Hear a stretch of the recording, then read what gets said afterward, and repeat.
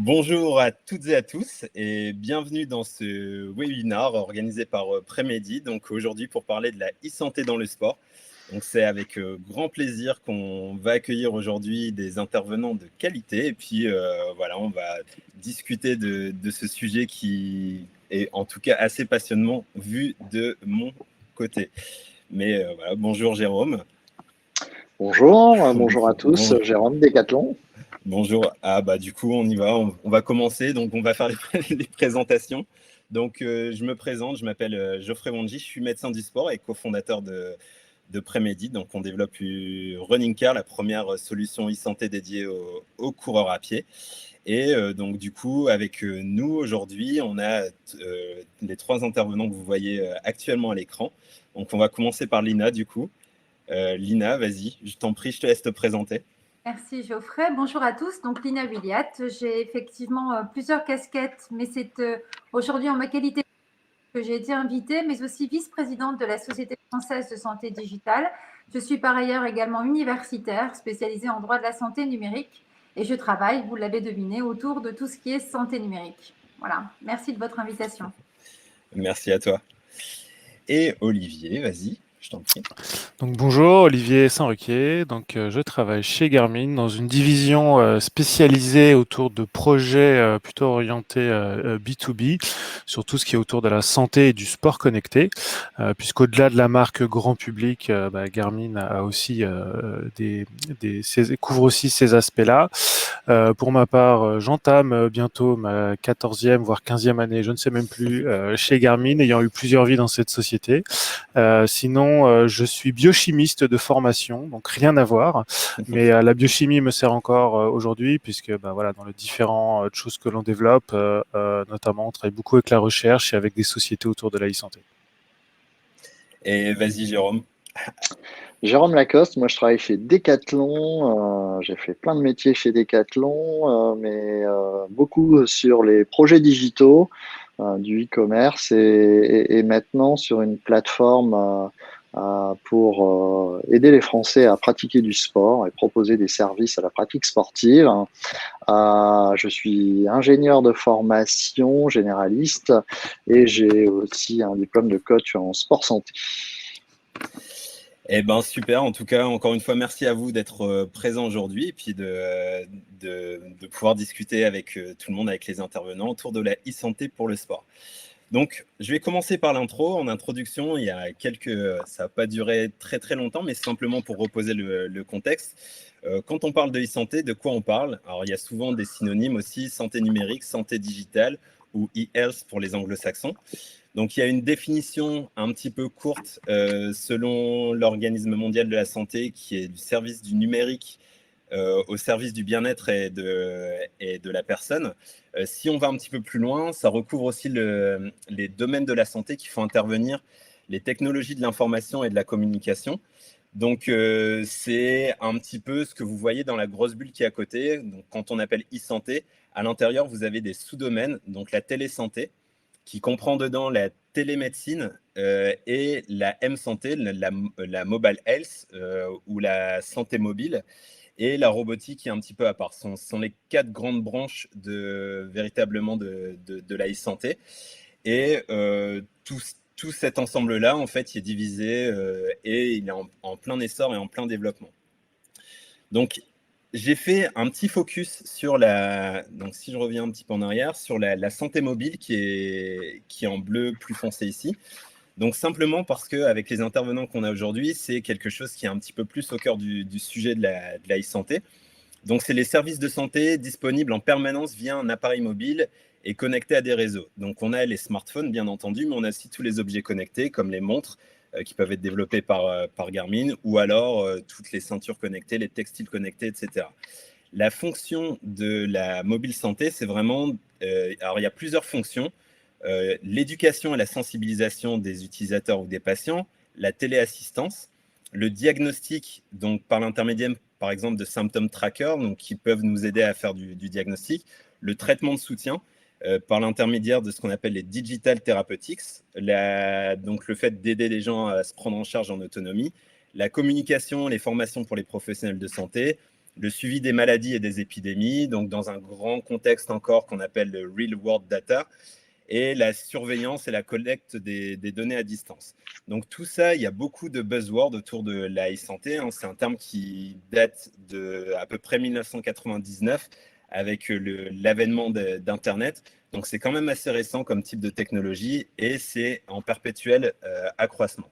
Donc là, en termes de tendance marché, donc aujourd'hui, ce que vous voyez, c'est qu'il y a eu un accroissement assez important en projection d'ici à 2025 du marché de la e-santé, avec un pic beaucoup plus important sur la mobile health, sur tout ce qui est santé mobile, qui tire un petit peu tous les autres. Tout le monde grandit, mais la santé mobile grandit un peu plus que les autres.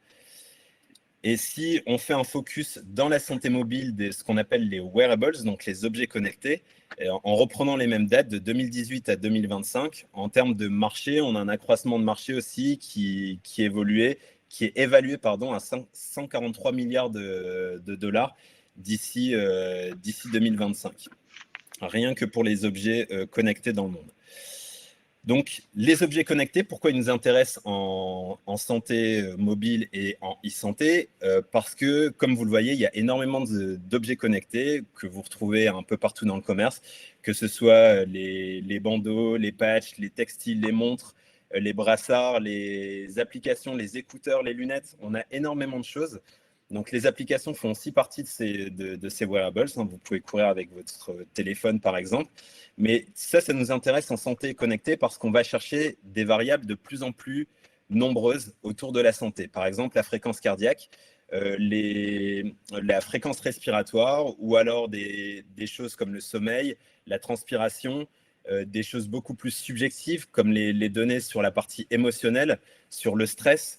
Toutes ces choses-là sont des choses qui nous intéressent dans le milieu de la santé, qu'on est capable d'aller chercher maintenant avec des objets connectés. Alors, si on récapitule les grands défis de la e-santé pour le sport, et on va essayer d'ouvrir aujourd'hui avec la conversation, discuter autour de ces grands défis. Alors, désolé pour cette diapo, elle fait un petit peu catalogue, mais il y a énormément de grands défis. Donc, le premier, c'est ce qu'on appelle le self-monitoring, le fait de se prendre en charge en autonomie. Donc, c'est un premier grand défi qui est très important pour la e-santé. Comment on démédicalise en fait les personnes pour qu'elles se prennent en charge en autonomie sans avoir besoin d'avoir un médecin, un kiné ou un autre professionnel de santé à côté d'elles. Le fait d'avoir des capteurs adaptés, si on cherche à mesurer la fréquence cardiaque, on a besoin d'avoir un capteur qui est capable de le faire, qui soit autonome et adapté à ça. La fiabilité des capteurs, qui est très importante aussi pour avoir dans le domaine du médical. La qualité de la mesure.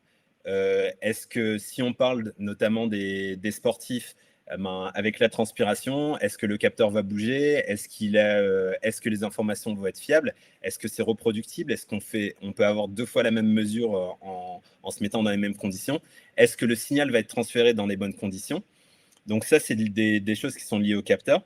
La partie UX, donc expérience utilisateur, et la partie UI, c'est l'interface, donc l'objet que vous allez avoir, que ce soit une montre, une application, il faut que ce soit adapté. Si on prend l'exemple d'une montre, parce que c'est plus parlant, mais vous avez une montre de 500 grammes, par exemple, au niveau du poignet, même si elle sort les meilleures qualités de mesure possibles, c'est quelque chose qui ne va pas être utilisé par quelqu'un en autonomie. Et si on ne comprend pas les boutons sur la partie interface, c'est compliqué aussi de demander à quelqu'un de renseigner les données. Donc ensuite, il y a des défis sur la manière de présenter les données, donc la data visualisation, donc pour qu'on puisse en tirer un bénéfice immédiat et travailler sur toute la partie gamification autour de la santé. La protection des données, on va en parler beaucoup aussi avec Lina aujourd'hui. La qualité médicale de réponse, donc le fait qu'on doit donner des réponses qui ont un caractère médical, donc l'environnement du dispositif médical aussi pour ces objets-là, en tout cas dans le milieu de la e-santé.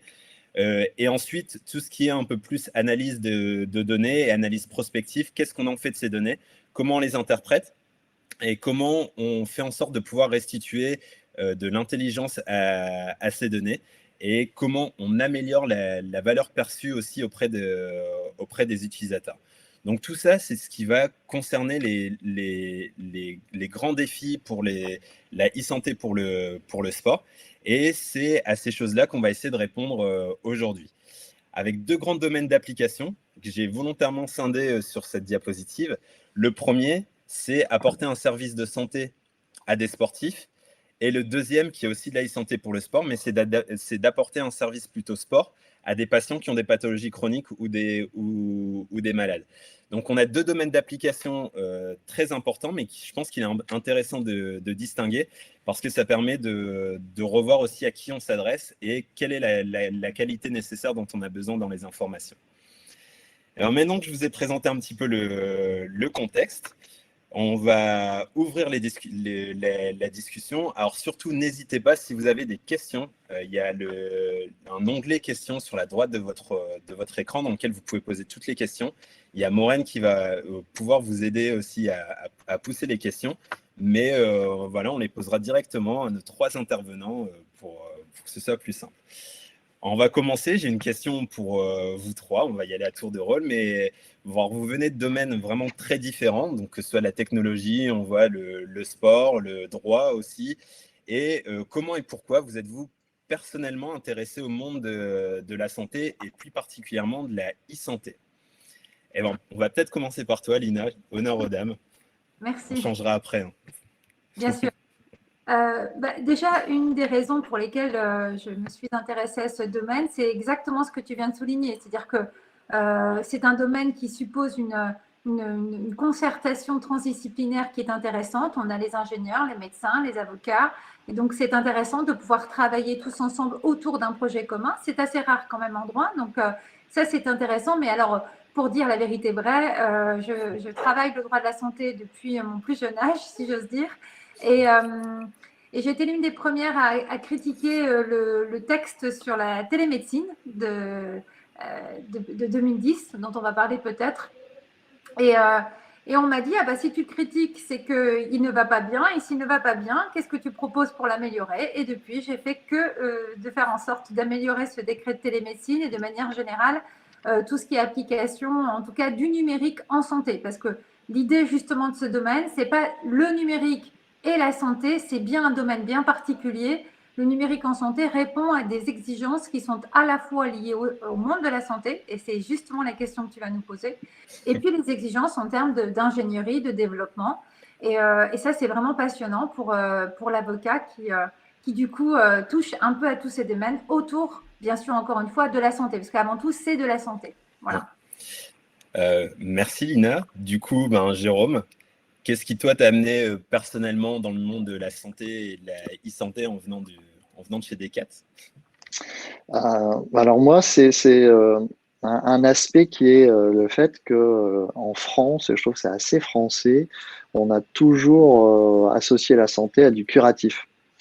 Et je trouve que c'est dommage, parce que je pense que les pays anglo-saxons, et j'ai fait une partie de mes études aux États-Unis, et où on est plutôt en préventif. Et j'ai envie de pousser ce côté-là, le préventif, justement, avant le curatif par rapport au sport. Et l'activité sportive, je pense que c'est un élément incroyable, en fait, pour prévenir et rester en forme durablement. Et donc, du coup, c'est cet aspect-là. Et comme je travaille depuis le début dans le monde du digital, associer les deux, sport, digital, et donc du coup l'impact sur la forme, qu'elle soit physique, sociale ou mentale, ça me paraissait hyper important, et c'est un sujet sur lequel je m'y attache depuis 4-5 ans maintenant. Super. Et merci en tout cas de ta réponse. Et Olivier, toi de ton côté? Alors, moi de mon côté et surtout nous de notre côté, en fait, la relation entre Garmin et le monde de la santé, il remonte à pratiquement 15 ans, puisque c'est à peu près l'époque à laquelle on a lancé notre première montre avec GPS pour la course à pied. Et puis, qui dit course à pied dit qu'il y a un coureur. Un coureur, c'est un athlète. Il peut avoir différents niveaux, et notamment être pro, semi-pro. Et s'il est pro, semi-pro, il est suivi par un coach, par un physio, par un médecin, donc par différents profils qui sont issus du monde de la santé. Donc avant même que l'on parle de e-santé, de stockage de données dans le cloud, d'analyse, d'IA ou autre, cette relation en fait entre Garmin et le monde de la santé, elle existait. Elle n'était pas aussi formelle et aussi développée que ce qu'elle est maintenant, mais elle a toujours existé. Après, l'évolution des marchés, l'apparition aussi de beaucoup de compétitions de compétiteurs, hein, qui nous a permis aussi de plus nous creuser la tête sur qu'est-ce qu'on pouvait développer, ce qu'on pouvait apporter, nous a amené à arriver là. Voilà, donc c'est vraiment un chemin qui est très long et c'était un peu c'était un peu la face cachée de notre sport connecté à nous depuis très longtemps, avec cette image vraiment sportive ancrée derrière la marque. Mais cette réalité de l'utilisation, elle a toujours été là. Voilà. Moi, après, plus personnellement, je pourrais vous dire qu'on a tiré au sort, mais ce serait qu'à moitié vrai. Simplement, non, mais un attrait plus personnel, issu vraiment de ma formation de base, puisque pour s'intéresser à ces marchés-là et à ces opportunités-là, il faut quand même comprendre un peu le fonctionnement du corps humain. Il faut comprendre ce que vraiment la technologie peut apporter. Donc, il y avait quand même une base et une somme de connaissances à avoir pour pouvoir s'y intéresser. Et vraiment, naturellement, moi, j'y suis allé. Ok, alors si on va un petit peu plus loin, Olivier, du côté de chez Garmin, il y a aussi un événement, le Garmin Health Summit, qui est organisé depuis quelques années.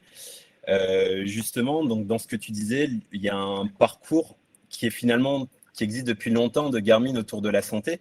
Et comment, en fait, si on va un petit peu plus loin, comment on passe de fabricant, j'exagère, hein, de trackers d'activité à organisateur d'événements santé, en fait, et à vouloir créer un écosystème santé autour de Garmin. C'est pas si exagéré que ça, puisque il faut quand même remettre le clocher au milieu du village. Oui, Garmin, c'est un fabricant, c'est un industriel avant tout. Et on a nos propres usines, on fabrique tout nous-mêmes. Voilà, c'est un industriel. Mais un industriel seul, aujourd'hui, il peut pas forcément tout faire. Et du moins, ça n'a jamais été la volonté de Garmin de vouloir tout faire par soi-même. Et notamment pour tout ce qui touche aux couches de services, de distribution. Voilà, on parle de distribution, il y en a un autre qui est dans le call actuellement et qui on travaille depuis de nombreuses années. Donc on peut pas et on veut pas tout faire nous-mêmes. Et donc quand on a commencé à s'intéresser vraiment à monter cette entité Garmin Health, comme tu l'as nommé, on s'est très vite rendu compte qu'en fait, il y avait différents formes d'interlocuteurs, différents tenants qui faisaient partie de cet écosystème qu'on était en train de construire. Alors construire, non, enfin parce qu'il existe déjà et il se propage au travers d'autres sociétés, mais on s'est très vite rendu compte que on avait beaucoup de demandes qui venaient de la part d'assureurs, par exemple. Voilà, un assureur, il est intéressé parce qu'il voit que derrière la montre, il y a ce phénomène du quantified self, donc je m'auto-évalue, je prends soin un peu de mon bien-être et de ma santé en mettant des données derrière certaines choses. Et de l'autre côté, on a des startups, on a des sociétés qui elles sont capables de prendre la donnée et lui donner un autre sens. Et là, par exemple, je te renvoie la balle, Geoffroy, avec typiquement, voilà, un service comme Running Care.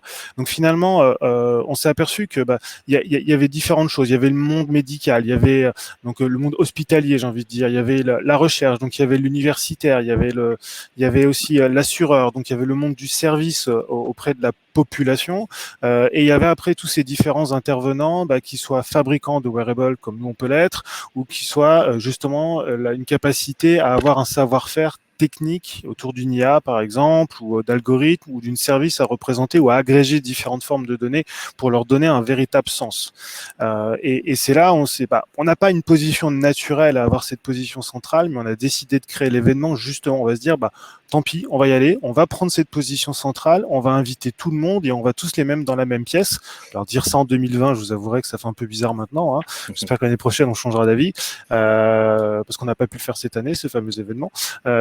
Et voilà, donc on va prendre cette position centrale et on va faire que ces gens se rendent compte, parce qu'ils n'ont pas forcément la capacité, c'est pas forcément facile pour une start-up d'aller taper à la porte d'un assureur avec j'ai une idée géniale, comment est-ce qu'on pourrait travailler ensemble, alors que si Garmin arrive avec la startup, auprès de l'assureur, auprès duquel il a déjà ce partenariat. Voilà. Donc, on a créé un écosystème donné qui permet de s'interfacer dessus. On a cette appétence en tant que la taille de Garmin et son histoire fait que on arrive facilement à ouvrir des portes, tout simplement, ou alors on vient vers nous. Donc, on cherche à mettre tout le monde ensemble pour faire avancer le schmilblick, finalement, que tout ça avance et progresse. Ça marche. Et du coup, Jérôme, toi, de ton côté, avec Decathlon, c'est pareil, vous avez un positionnement très axé santé depuis quelques années, où on entend beaucoup parler justement du fait de remettre la population générale au sport. On entend beaucoup parler de projets santé, d'impact social, d'innovation autour de ça. Et est-ce que tu penses que la santé digitale peut apporter quelque chose dans cette boucle-là, dans le positionnement de Decathlon? En fait, c'est un sujet qu'on a initié, et tu le sais bien, parce qu'on t'avait invité à des réunions chez nous qu'on appelle les visions, qu'on fait régulièrement. Mais c'est un sujet qui était soumis à débat en interne. C'est quelque chose auquel on croit, mais c'était indirectement, comme je le disais, plutôt sur le côté préventif. Et puis nous, en commençant par le produit. On a un axe qui est très tourné vers l'accessibilité des produits pour rendre disponibles nos produits et accessibles en termes de prix à tous. Et ce côté santé, c'est un sujet qu'on a commencé à réfléchir il y a 4-5 ans, mais qu'on a attaqué forcément par le côté produit. Donc le côté produit, moi qui étais chef de produit sur le running, ça a été étudier avec le monde médical quel était l'impact pour les coureurs, par exemple, de différents types de semelles ou du positionnement du pied, etc., etc. Et donc on a commencé par ça pour améliorer nos produits et innover autour de ça. Voilà. Et ensuite, on s'est dit, il faut aller plus loin. Moi, j'étais chef de produit sur plutôt le running débutant, et j'avais une problématique, c'est que il y a beaucoup de monde qui cherche à courir, mais en fait, c'est pas si simple. Notamment les débutants, il y en a 70% qui arrêtent très rapidement dans les 3 mois. Et pourquoi? Parce que on nous apprend à nager, à faire du foot ou du volley, mais il y a personne qui nous apprend à courir. Et pourquoi on dit que c'est inné? Non, c'est pas inné de courir quand à 30 ans ou à 40 ans, on se dit tiens, je vais sortir. On part courir, au bout de 5 minutes, on est au bout de sa vie, on est essoufflé, et puis le lendemain, on sait plus descendre des escaliers. Et donc, on se dit, voilà, et ça, c'est au mieux, parce que sinon, on se blesse. Et donc, moi, en tant que chef de produit, je me suis dit, mais comment je peux accompagner ces gens durablement? Et là, on a bossé avec des médecins, notamment avec le professeur Pérez de la Pitié-Salpêtrière, qui est reconnu dans le monde du sport santé en France, et puis avec d'autres, pour, en plus du produit, c'est bien, mais se dire quels conseils on peut donner ou comment on peut accompagner les gens pour pratiquer et se faire plaisir, parce que c'est ça qui est durable, se faire plaisir pour eux mentalement, mais aussi physiquement, ne pas se blesser. Et donc, c'est comme ça qu'on acquérit de plus en plus de liens. Et puis, cette année, on a travaillé chez Decathlon un axe, comment on se projette, quels sont les grands pendants qui vont axer nos stratégies futures. Et là, la santé est ressortie de manière internationale, parce que c'est quelque chose de très remontant chez nous, et on s'est dit il faut qu'on aide les gens à pratiquer avec plaisir et durablement, et pour leur bien-être, voilà. Et c'est comme ça qu'on arrive à ça, et qu'on commence à agréger un certain nombre de services et de conseils autour de ça, en lien avec nos produits. Super. Donc, en fait, ce qu'on entend aussi dans ce que vous dites, Olivier et Jérôme, c'est qu'il y a beaucoup de choses aussi, vous travaillez en écosystème dans cet ensemble-là, où on sent qu'il y a beaucoup de choses qui sortent aussi. Donc, les grosses boîtes qui, apparemment, il y a quelques années, nous apparaissaient assez fermées, maintenant commencent à être un petit peu plus ouvertes aussi de vos deux côtés. Mais, alors, je change un petit peu de sujet, mais il y a... Par rapport à la place des données, il y a une question qui nous a été posée, et c'est aussi, je pense, une question qu'on entend régulièrement dans la partie santé. C'est le fait d'aller dans le milieu de la santé. Forcément, on a aussi des spécificités au niveau réglementaire. Et il y a toujours cette controverse autour de la donnée. Qu'est-ce qu'on en fait? Comment vous la partagez? Qu'est-ce qui se passe dans tout ça? Et déjà, la première chose, qu'est-ce qu'on appelle véritablement une donnée de santé? Donc, je vais peut-être poser la question à Lina dans un premier temps. Par exemple, la fréquence cardiaque qui est mesurée sur les montres Garmin, est-ce que c'est une donnée de santé, ou est-ce que c'est une donnée de bien-être ou une donnée d'activité? Point d'interrogation. Vas-y, Lina. Merci Geoffrey pour la question. Alors effectivement, c'est la question. Alors je ne vais pas donner la définition réglementaire parce qu'effectivement, la donnée de santé, vous le savez, dans le règlement général sur la protection des données, est considérée comme étant une donnée sensible. Donc à partir de là, effectivement, il y a un certain nombre de contraintes qui vont s'imposer à nous. Mais je tiens à préciser que ces contraintes ne s'imposent qu'à partir du moment où cette donnée est identifiante. C'est-à-dire qu'à partir du moment où, effectivement, on porte une montre qui va relever une fréquence cardiaque, et que vous savez à travers cette constante que c'est Lina Billiat qui porte cette montre, on est bien sur une donnée identifiante. Et donc là, effectivement, les contraintes réglementaires vont s'appliquer. Si elle n'est pas identifiante, donc si elle est totalement anonymisée, donc je prends l'exemple, vous récupérez la fréquence cardiaque, vous travaillez cette donnée de manière anonymisée, là on peut faire un peu plus de choses sur cette donnée. Donc là, en l'occurrence, ce que vous dites, Geoffrey, on est bien sur une donnée qui a été récupérée par un matériel qui est connecté, par un objet qui est connecté, et donc on peut réidentifier la personne, peut-être pas en première intention, mais au moins en deuxième intention. À partir du moment où il y a une possibilité de réidentification, on considère juridiquement que c'est une donnée identifiante. Alors, la fréquence cardiaque, c'est effectivement une donnée. Bon. Mais là, vous me dites, oui, mais c'est une donnée bien-être, parce que mon objectif, c'est simplement de contrôler mon rythme cardiaque quand je cours. Certes, mais c'est quand même une donnée de santé. De la même façon de dire, je pèse 45 kilos. Alors, je vous donne un exemple. Je pèse 50 kilos et je mesure 1m50. Bon, là, effectivement, on est plutôt sur le données bien-être, tout va bien. Mais je vous dis, je pèse 50 kilos, mais je fais 1m90. Ça donne des éléments de santé. Tout ça pour vous dire que finalement, ce n'est pas une donnée, c'est une donnée qui donne des éléments de santé. Soit vous allez bien, soit vous n'allez pas bien. À partir de là, on considère que c'est une donnée de santé. Voilà. Donc la fréquence cardiaque, c'est une donnée de santé. Le rythme, je sais pas moi, de respiration, c'est de la donnée de santé. Et alors, souvent aussi, on se dit, il y a une donnée, une fois qu'on la colle à une autre donnée, ça donne, comme je le disais tout à l'heure, des éléments sur la santé, des éléments d'information sur la santé. On est donc sur de la donnée de santé. Bref, principe de précaution. À partir du moment où vous travaillez sur une donnée qui donne des informations sur un rythme cardiaque, sur des constantes vitales, de manière générale, partez du principe qu'on est bien sur une donnée de santé et donc vous êtes effectivement dans le côté contraint réglementaire. C'est un principe de précaution qu'on recommande, nous, d'adopter dès le début. Parce que si vous ne le faites pas et que par la suite, vous faites des croisements de données qui donnent des informations sur la santé d'une personne, eh bien, vous êtes obligé de rétro-pédaler et de retrouver effectivement la personne pour lui demander l'autorisation d'utiliser sa donnée. Donc, par principe, partez effectivement d'une postulation dans laquelle ces fréquences cardiaques qui, par nature, sont effectivement des informations sur la santé d'une personne, doivent être traitées comme de la donnée sensible au sens du RGPD. Ok, et du coup, Jérôme, Olivier, question pour vous. Comment vous faites de votre côté? Et parce qu'il y a des données qui ont du coup cette teneur un peu plus santé, des données qui sont complètement différentes, qui vont être des données d'activité, même si on pourrait les relier. Comment vous faites? Vous scindez? Vous avez des hébergeurs différents? Alors, en fait, vas-y, Olivier.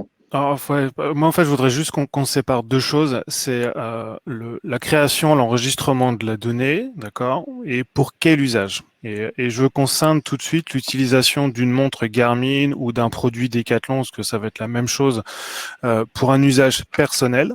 D'accord. Donc, à partir du moment où c'est un usage personnel, donc avant le fait qu'il y ait un tiers qui puisse accéder à cette donnée. Et c'est une chose que j'aurais aimé que Lina précise, c'est on parle de caractérisation de la donnée comme le rythme cardiaque ou la fréquence respiratoire en étant une donnée de santé à partir du moment où un tiers va utiliser cette donnée dans un but bien précis. Établissement d'un diagnostic, mise en place d'une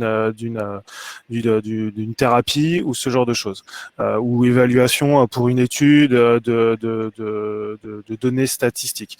À partir du moment où je génère cette donnée pour mon utilisation personnelle, le cadre général du RGPD s'applique. Alors nous, de notre côté, on a démarré plus tard que Garmin sur ces sujets-là, et j'étais à l'origine du projet, donc on a décidé immédiatement de se dire Alors, on savait que ça allait évoluer, c'était dans les années 2016. Et donc, on a fait certifier notre plateforme données de santé, en fait. Donc, du coup, tout ce qui est stocké par les objets connectés de Decathlon et par notre application Decathlon Coach, on a fait certifier notre plateforme données de santé, ce qui est très contraignant, qui nous a fait un peu ramer, mais ce qui nous simplifie la vie maintenant. Et je vais pas rentrer dans les détails, mais en tout cas, c'est une séparation enfin, les données, elles sont anonymisées d'un côté avec un ID, c'est une autre plateforme de l'autre côté, c'est du cryptage, c'est plein de choses comme ça. Et de l'autre côté, les ID sont regroupés à des noms, prénoms et emails de personnes. Enfin, c'est des choses totalement différentes, mais en tout cas, toute notre plateforme qui stocke ces éléments-là, pour l'utilisateur, déjà, c'est à sa demande, parce qu'il faut se rappeler qu'on n'est pas propriétaire de cette donnée. Et donc, c'est bien la propriété de chaque utilisateur ou de l'application Decathlon Coach ou de nos produits. Et ensuite, en fait, on les traite s'ils sont d'accord. Et deux, on a certifié notre plateforme données de santé. Voilà. Donc, vas-y Lina. Je te réponds. Parce qu'effectivement, ce qu'on entend d'Olivier et Jérôme est très intéressant. On voit bien, comme l'a dit Olivier, nous, on qualifie la donnée et on la protège en fonction de sa finalité. Et de la finalité du traitement et ceux qui vont avoir accès à cette donnée. Alors que Jérôme a dit, nous, on est plutôt, voilà, on a pris les devants et peu importe la finalité, on considère qu'on est effectivement, on traite de la donnée de santé. Alors, l'attitude, l'une et l'autre, est tout à fait pertinente.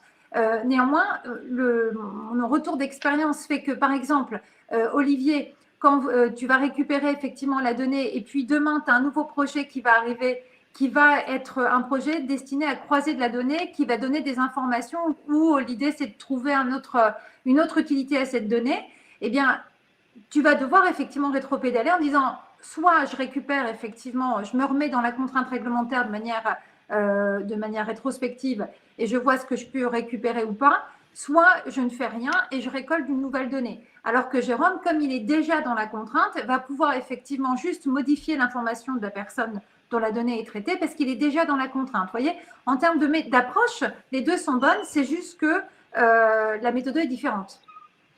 Ouais, alors c'est là où justement je vais préciser, parce que j'attendais de voir aussi ce que Jérôme allait dire. Aujourd'hui, le traitement, nous, on n'en fait pas. Et c'est pas notre but. Nous, on fait la collecte. Il y a des algorithmes qui tournent et même là, je vais vous surprendre parce qu'en fait, tout ce qui va analyser votre comportement, en fait, n'est pas sur les serveurs de Garmin, mais sont directement dans les montres. Donc, l'estimation de votre VO2 max, l'estimation de vos phases de sommeil, votre seuil lactate ou autre, enfin tous les algorithmes qui vont nécessiter de recouper des données de différents capteurs et du profil de l'utilisateur en fait sont dans les produits directement.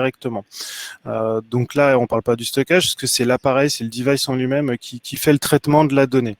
Et les serveurs Garmin Connect, qui est notre application, ne vont faire que du stockage. Et donc le stockage va répondre à toutes les règles de protection de données privées en soi. Donc il n'y a pas de traitement de données. On ne fait pas non plus de traitement de masse de données. Ça, c'est clairement expliqué aujourd'hui dans notre politique de confidentialité. Et il n'y a pas de revente non plus des données. Ça fait partie des engagements que l'on a. D'ailleurs, un service comme Running Care qui accède aujourd'hui aux données des utilisateurs Garmin avec leur consentement, bien évidemment, doit le faire. Enfin, aujourd'hui, on ne vend pas cette donnée à Prémédite, par exemple. Voilà, ils y ont accès gratuitement avec le consentement et l'utilisateur peut révoquer son accès à n'importe quel moment.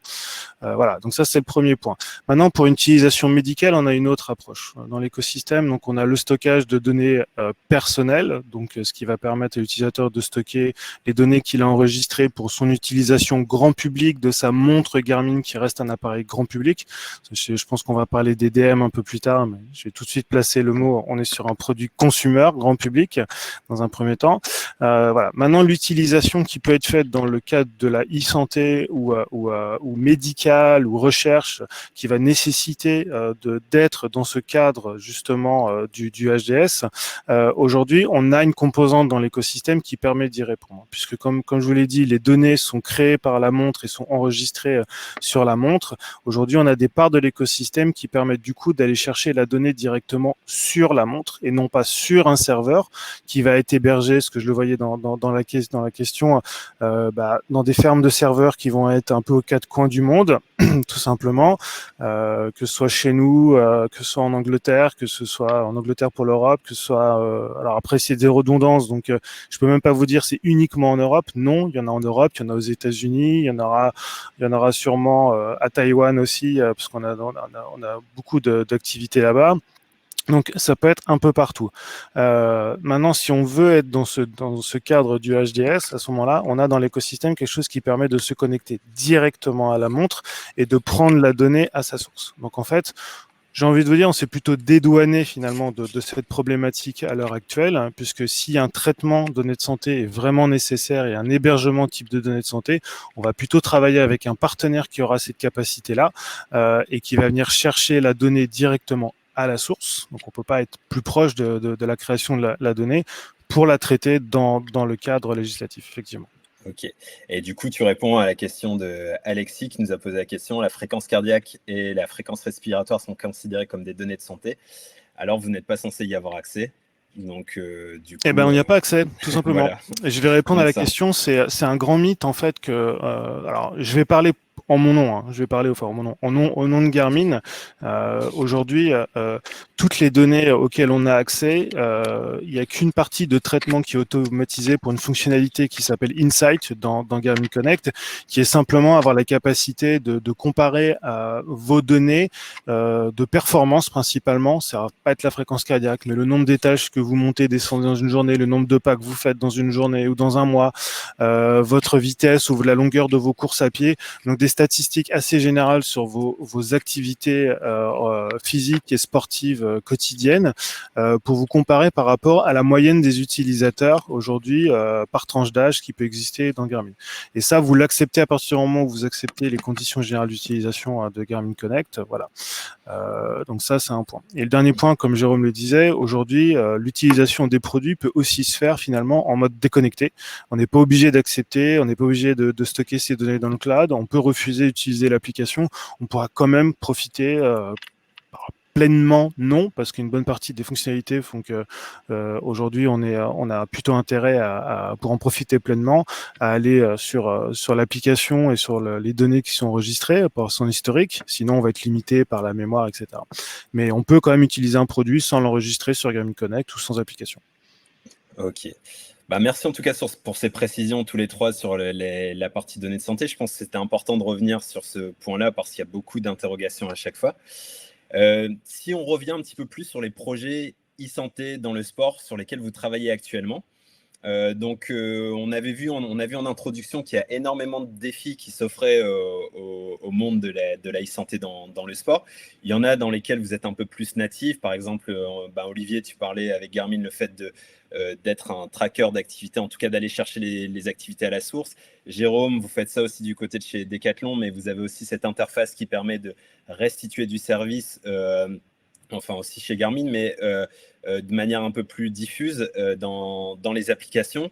Est-ce qu'actuellement, vous êtes en train de travailler sur des sujets ou des projets spécifiques de e-santé dans le sport ? Alors, on va commencer par Jérôme cette fois-ci. Du coup, je t'envoie la balle. Est-ce que, en gros, vous êtes en train de travailler sur des outils, soit de proposer du service santé à des sportifs, soit de proposer du service sport à des patients malades? Donc, si on reprend les deux grands axes. Alors, si on parle de service, on a commencé par le produit et c'est plutôt par ça qu'on continue, j'ai envie de dire. Exemple, au premier semestre de l'année prochaine, on va sortir une brassière sport et cancer du sein qui a été co-créée et conçue avec le centre Oscar Lambré. Là, on est en attente des accréditations justement santé. Donc, on commence par le produit. Mais oui, on travaille aussi, mais c'est très très très récent parce que c'est, comme je vous le disais, c'est par rapport aux priorités projet, ce qui est venu en remontant, j'ai envie de dire, de l'ensemble des équipes, d'apporter un plus que le produit à ça, à nos produits justement en ajoutant du service. Donc ça là-dessus, nous on va continuer à adapter ça, par exemple avec le centre Oscar Lambré.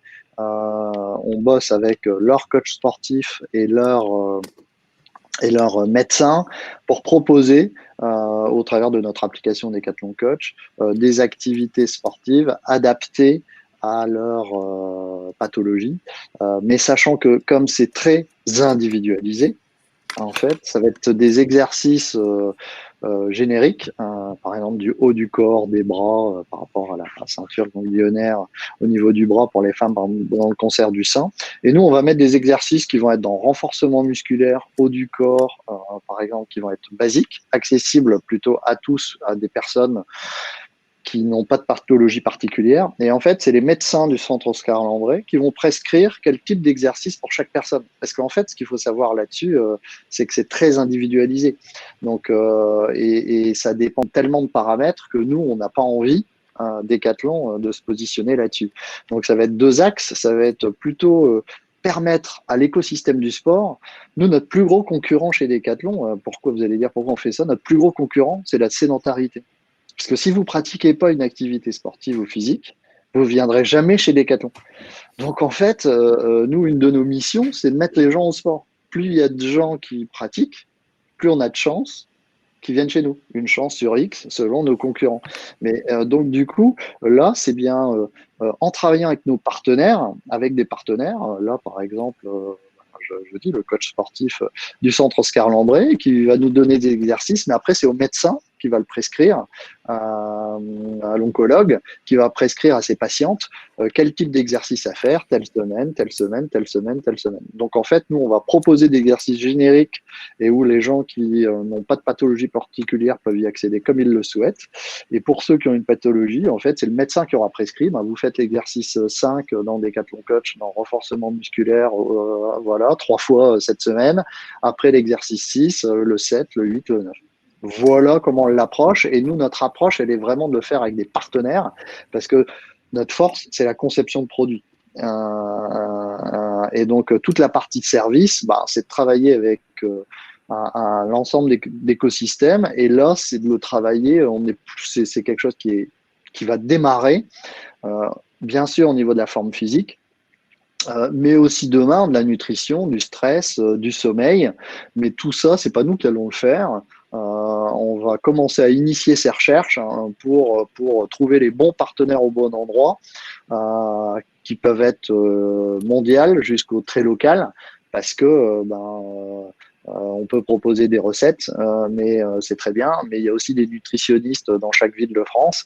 Et donc, nous, ce qu'on a envie, c'est que plutôt eux, ils puissent venir s'onboarder, c'est-à-dire s'inscrire, et puis que nous, des patients ou des personnes qui recherchent à travailler leur nutrition à Brest, à Caen ou à Madrid, puissent trouver en local ces personnes pour s'associer et c'est une mise en relation.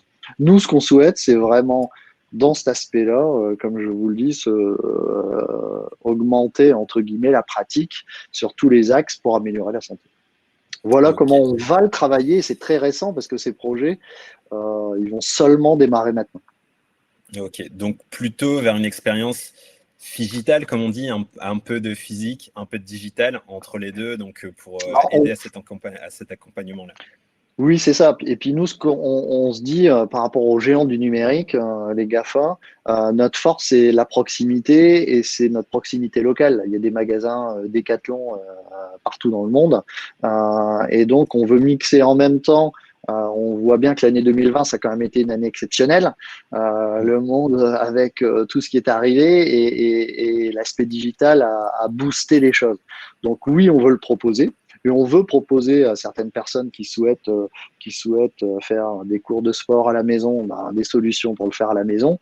Mais on souhaite aussi mettre en avant les acteurs locaux du sport, mais pas que. Et des 3 autres axes qu'on vous a dit, nutrition, sommeil et stress.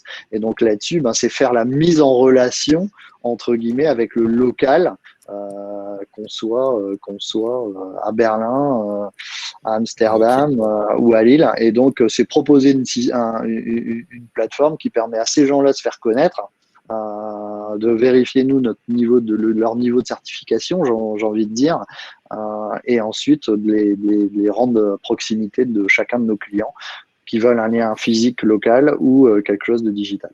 Ok.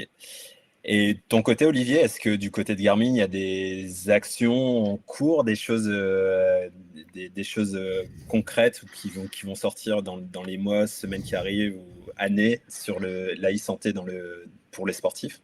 Alors, vous n'avez pas signé de NDA, donc je vais pas pouvoir tout vous dire, forcément.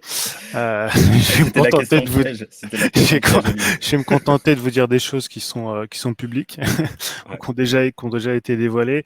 Non, mais l'approche est hyper intéressante parce que pour rebondir sur ce que dit Jérôme, il a fini par ouvrir un peu parce que on parle assez franco-français depuis tout à l'heure et aujourd'hui, Garmin c'est une société mondiale, voilà, et Decathlon c'est pareil hein, d'ailleurs, c'est aussi une société mondiale, mais on est un fabricant, on a une présence mondiale, donc tout ce que l'on pense, on peut pas se contenter de quelque chose qui va marcher que en France. Donc vous voyez, quand on parle du HDS, quand on parle de certaines relations, de certaines fonctionnalités, certaines réglementations qui sont uniquement locales, on peut avoir cette impression vu de notre lorgnette que oui, il y a un marché qui est hyper important parce qu'on est plus de 66 millions de Français, mais comparé aux 330 millions d'Américains, vous voyez déjà qu'on est beaucoup moins nombreux. Et puis si on parle de la Chine, de l'Inde, là on devient tout petit d'un seul coup. Donc il y a cette dimension mondiale quand même à prendre en compte. Et aujourd'hui, aller sur certains projets, sur certaines certifications de services, de produits, oui, on y pense. Donc si la question est est-ce qu'on pense à aller sur du produit qui va être certifié DM, la réponse est oui. Ça fait même plusieurs années qu'on y travaille, mais il y a ce côté du mieux-disant qu'il faut considérer puisqu'il y a des réglementations qui vont être applicables à certains endroits du globe et pas ailleurs. Et donc être sûr que si on lance un produit, on va lancer un produit qui va être le même pour tout le monde et qui va avoir cette là où les fonctionnalités qui seront certifiées, qui vont marcher partout et qui vont répondre aux exigences de tout le monde. Donc ça c'est le premier point. Après, chose très intéressante parce que c'est aussi une conviction personnelle que j'ai autour de l'APA, donc l'activité physique adaptée, ce qui est exactement ce que Jérôme était en train de décrire, et leur plateforme Decathlon Coach qui est un vrai modèle parce que ils ont tout bon. Enfin, je vais je vais être très gentil, mais c'est même pas être gentil, c'est juste une réalité. C'est on voit une stratégie qui est parfaitement exécutée sur l'accès au marché, sur la création de valeur, sur la création de services et sur la possibilité vraiment d'aller chercher des grandes franges de population. Et voilà, donc le seul ennemi en gros cas, Jérôme que Decathlon a, c'est la sédentarité. Ça va, c'est pas trop compliqué à gérer, je pense. Si vous en avez qu'un seul, ça devrait pouvoir bien se passer. Donc nous c'est pareil, ça fait un moment que l'on travaille sur ces services vraiment qui sont, on va dire, thérapeutiques mais non médicales. Je sais pas si je me fais bien comprendre, mais voilà, c'est qu'ils vont avoir un intérêt pour un patient, pour quelqu'un qui va être victime qui va malheureusement avoir une maladie chronique ou non, mais qui vont pas forcément rentrer dans une ligne thérapeutique médicale codifiée. Donc à ce moment-là, on va être sur de l'accompagnement du patient, on va être sur des choses qui vont plus avoir des résultats de l'ordre de l'observance notamment, et c'est là où la donnée n'est plus en tant que telle celle à laquelle on pourrait s'attendre à un traitement de données type santé, parce qu'on ne va pas faire de diagnostic, on sait déjà ce que le patient a, et d'autres outils ont été utilisés, mais on va chercher à observer plutôt des trends dans le temps. Alors, j'utilise beaucoup de mots anglais, je suis désolé, mais voilà, on va plutôt chercher à observer des modifications des tendances. Ça y est, je l'ai retrouvé. On va plutôt observer des tendances dans le temps. Voilà, si on doit suivre le poids d'une personne, on va pas prendre la mesure qui va sortir d'un objet grand public en tant que tel, mais on va plutôt regarder est-ce qu'il prend du poids, est-ce qu'il augmente son activité physique. Voilà, et donc on va regarder sur une échelle de temps qui va être aussi plus large que la seconde, la minute ou la journée pour avoir tout ça. Et donc l'APA, donc l'activité physique adaptée, justement, cette activité physique qui permet de mieux gérer certaines choses, mieux endurer certains traitements de chimiothérapie ou autres en oncologie, tels que Jérôme le décrivait. Aujourd'hui, nous, on est déjà déployés dans beaucoup de centres aujourd'hui pour justement dans ce cadre de cette activité physique adaptée, pour donner un outil à la fois aux patients et à la fois aux soignants qui permet à distance justement d'avoir cette évaluation de la quantité d'activité physique et d'autres données, mais vraiment en tant qu'évaluation, pas en tant que données brutes en tant que telles, puisque aujourd'hui, on n'est pas certifié medical device pour pouvoir prétendent à cette donnée en tant que telle. Alors justement, je rebondis sur cette donnée. Le fait d'être certifié en dispositif médical, c'est quelque chose qui paraît important quand on s'adresse à des populations qui ont des pathologies chroniques, ou en tout cas ce genre de population, plutôt quand on vient apporter un service sport à une population de personnes malades. Du coup, ça va être une question plutôt pour Lina. À partir de quand on passe dans cet arbre du medical device, donc du dispositif médical? Alors, pour répondre à ta question, Geoffrey, juste rappeler juridiquement en quoi c'est important de se dire que la donnée vient d'un dispositif médical ou pas. On l'a entendu, Olivier Jérôme, donc on voit bien que lorsque l'objet est connecté, parce qu'en l'occurrence on parle d'objet connecté, qu'il soit DM ou qu'il ne le soit pas, cet objet connecté va avoir une finalité, on va lui donner une finalité et cette finalité elle est donnée par son fabricant. Voilà, je fabrique cet objet pour cette finalité-là. Et donc, en fonction de cette finalité, on va déterminer effectivement s'il faut que cet objet soit conforme à une norme de sécurité et une norme effectivement de qualité. Cette norme de sécurité et de qualité, c'est ces normes qui ont été déterminées au niveau européen par des directives européennes de 93, de 95 et comme vous le savez, elles ont été révisées par un règlement européen. C'est un peu l'équivalent de ce que nous avons vécu avec le RGPD. Là, les DM sont en train de vivre la même chose avec un règlement européen qui date de 2017, qui était censé rentrer en vigueur là en 2020, mais avec la crise, certaines dates effectivement ont été reportées. Donc ça veut dire qu'à partir du moment où le fabricant détermine une finalité particulière à son objet, il est obligé de se soumettre, eu égard en fait à ce qu'il veut faire de cet objet, à cette certification CE.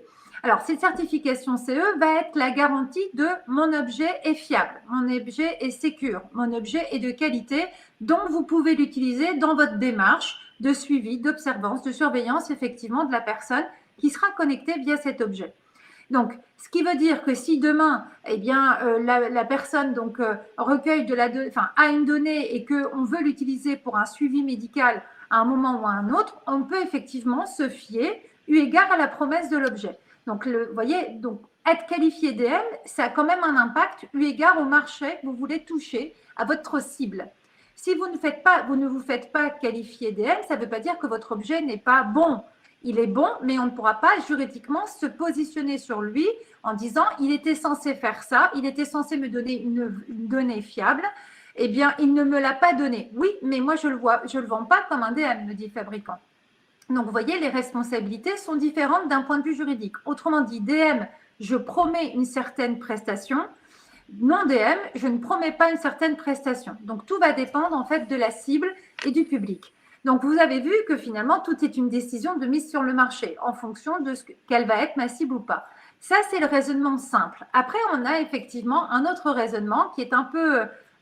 qui est destiné à contourner un peu les lois, parce que Geoffrey, Jérôme et Olivier peuvent, tous les trois, je crois que vous pouvez témoigner du fait que être qualifié DM, c'est toute une démarche qui n'est pas évidente, qui est coûteuse en argent, en RH. Donc, je vois Jérôme qui acquiesce, donc on confirme. Donc, c'est une vraie aussi stratégie de marché. Ça nous parle.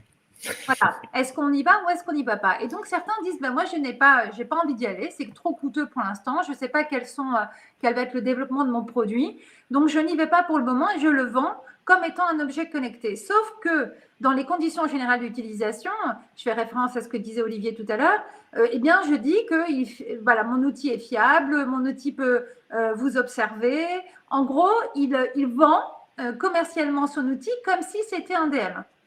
Et l'utilisateur l'utilise comme si c'était un DM, pensant que c'est un DM fiable, mais ça ne l'est pas.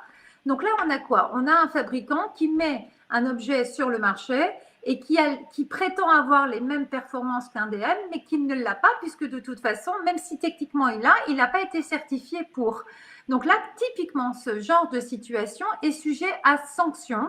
Donc, on a notamment la NSM, l'Agence nationale de sécurité du médicament, qui peut s'autosaisir du DM, enfin, qui peut s'autosaisir du dossier, peut le retirer du marché, sanctionner son fabricant et l'obliger à se faire certifier DM. Vous voyez, donc c'est pas, il y a quand même il y a quand même un contrôle de la volonté du fabricant lorsqu'il souhaite, eh bien peut-être pas volontairement, mais en tout cas contourner les règles du marché. Donc effectivement, il y a un vrai enjeu. C'est tout comme le même raisonnement que tout à l'heure. Soit j'utilise la donnée avec une finalité particulière et dans ce cas-là, je me lance dans la contrainte réglementaire. Soit j'utilise la donnée mais sans finalité particulière ou alors juste pour donner de l'info et pas forcément un suivi. Et dans ce cas-là, effectivement, je ne me soumets pas à la contrainte. C'est la même chose pour le DM.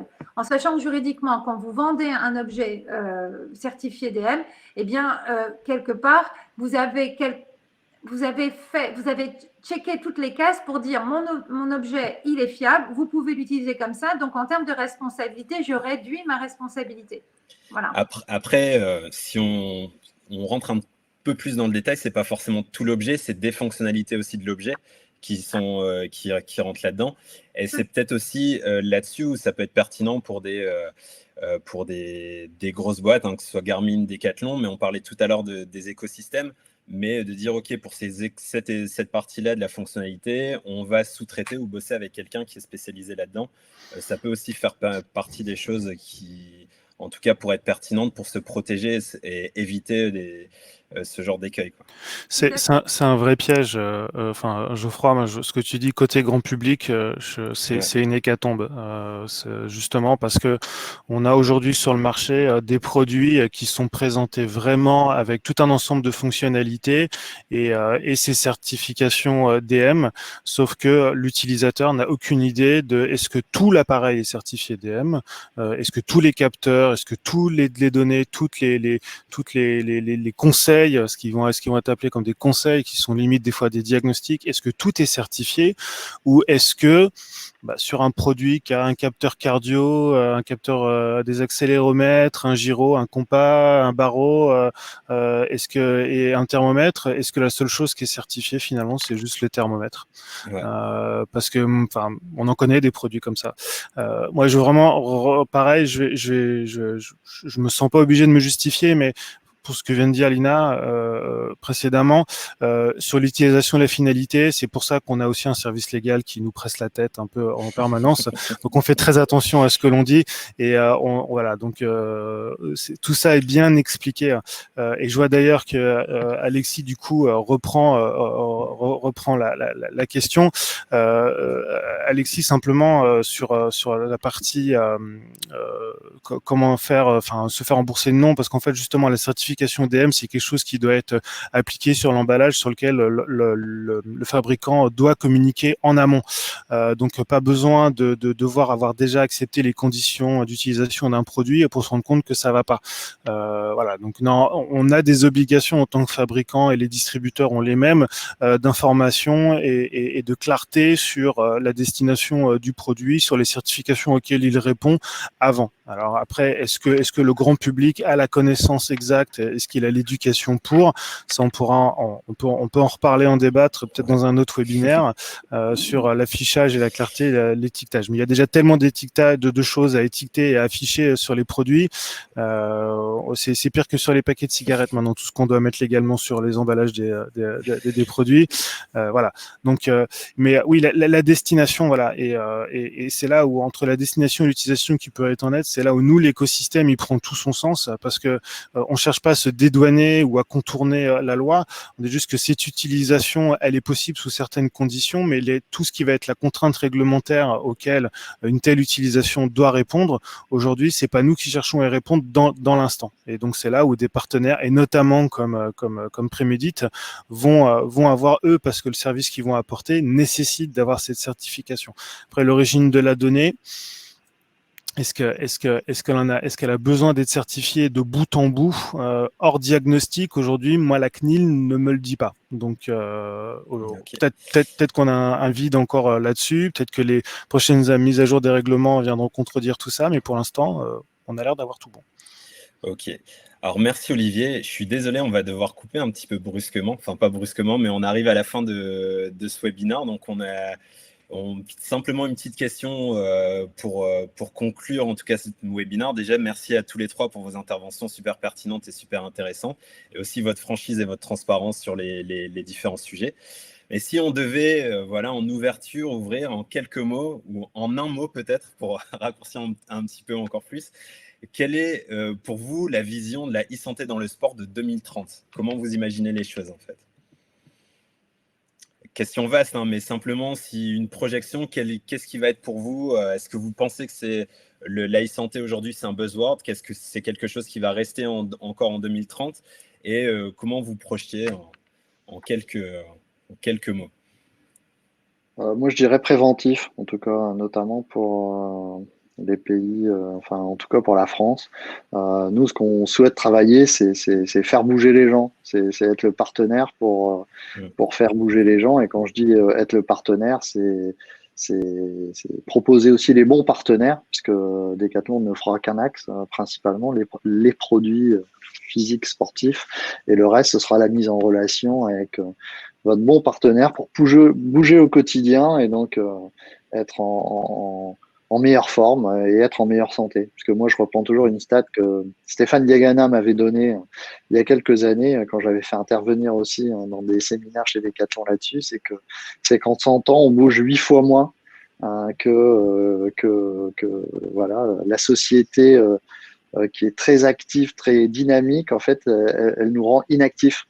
La voiture, la télé, etc. Donc, moi, j'ai envie de dire, c'est cette prévention, entre guillemets, plutôt, pour être plus pertinent et faire bouger les gens au quotidien.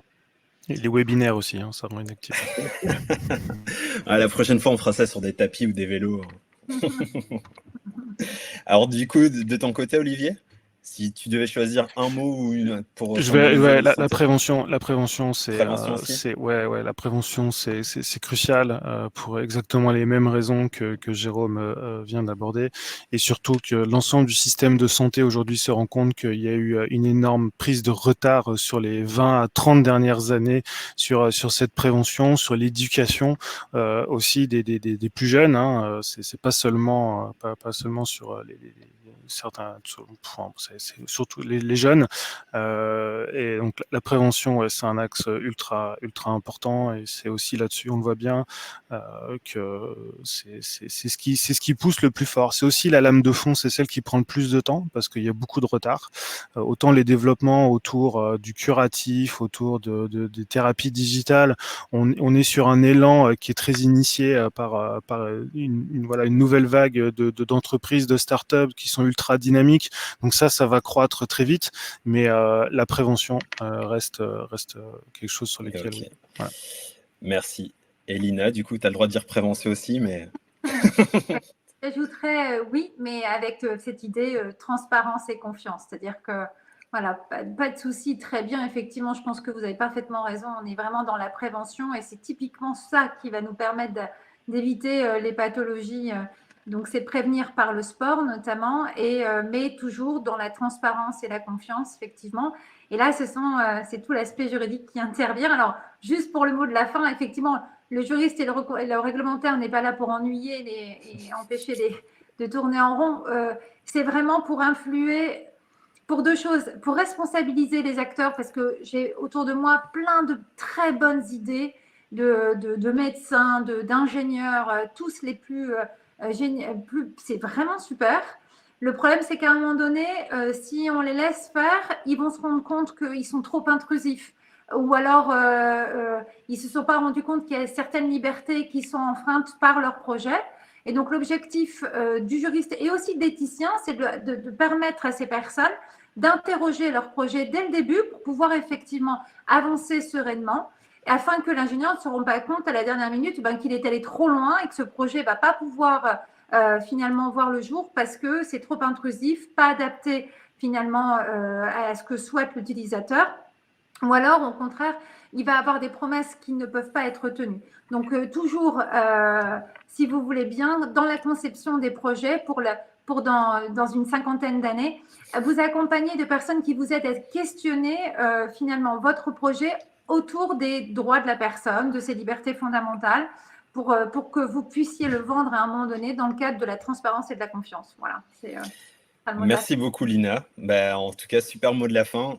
Ça permet vraiment de boucler un petit peu la boucle avec ce qu'on a vu au début et ces questions sur les données.